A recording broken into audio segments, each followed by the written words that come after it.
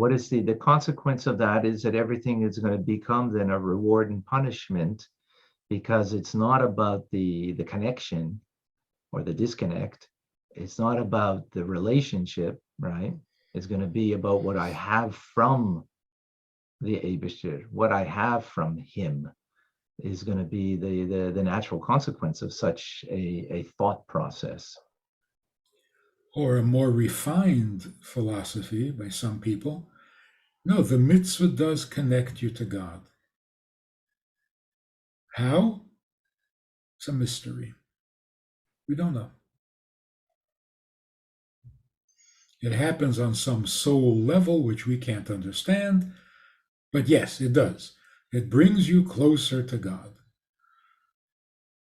How? How is that possible? Don't know. Okay, Emunah Pshuta.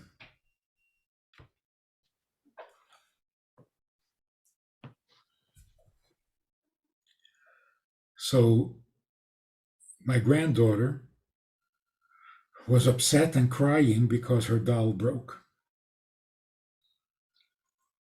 The arm came off. So I sit down with her and I say, "Oy, I can't believe how much that must have hurt. Can you imagine how much that hurt?" And she starts to laugh. And she says, "It didn't hurt." I said, "How could it not hurt? The arm came off." She says, "It's not a real arm." This is a 6-year-old. So it's not a real arm? She says, "No, it's plastic." Aha, you're right. A real arm is not a plastic arm.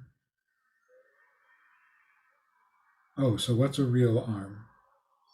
A real arm is a bone with skin around it. What, that's a real arm? It's just a bone with skin on it. What makes that a real arm? Because it can move. So can a bug.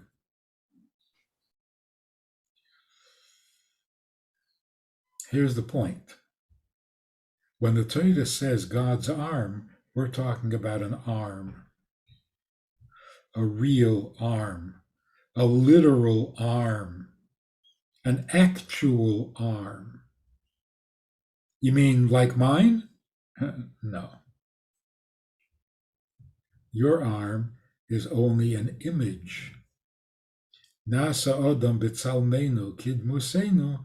You have something like an arm because you're created in God's image. But his arm is the real one. You're the analogy, right? You're the mashal. Facsimile. Yes. So instead of saying God's arm is attributing a human condition to him, that's the opposite.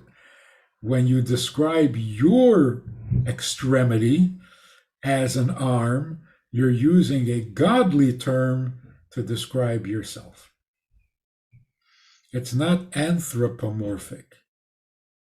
Anthro means human beings, like anthropology.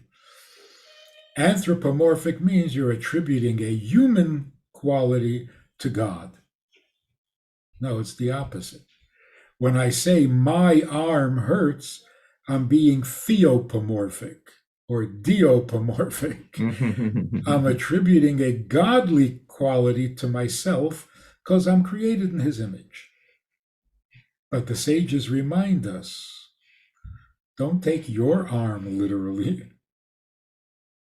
Your arm is not the literal one. It's only an image. It's only So people in the yeshiva world are very familiar with the term kaviyachol.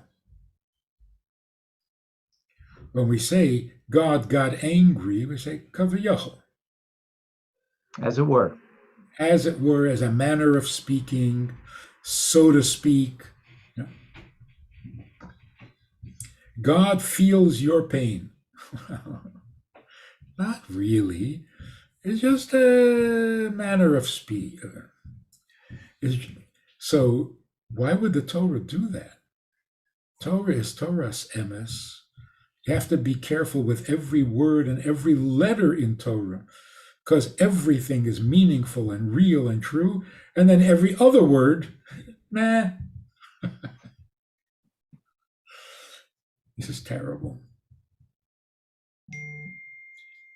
So we got it a little backwards. It's not that we shouldn't take it literally, all these expressions. It's that we shouldn't take it physically.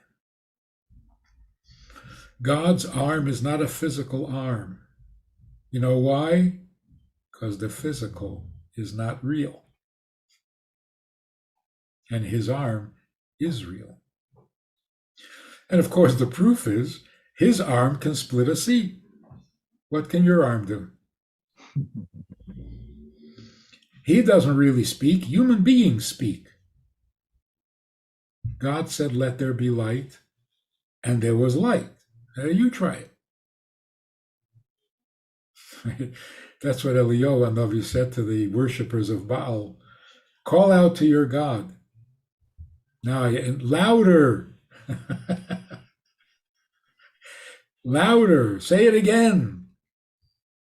Your speech is not effective because it's only a copy of the real thing. So the question really is, it's the Torah that says a human being has an arm and uses the same word when it's describing God's arm. So the question is not, does God have an arm? The question is, why is your arm called arm when it's not really? So what's Kaviyachol? We are. We are the Kaviyachol.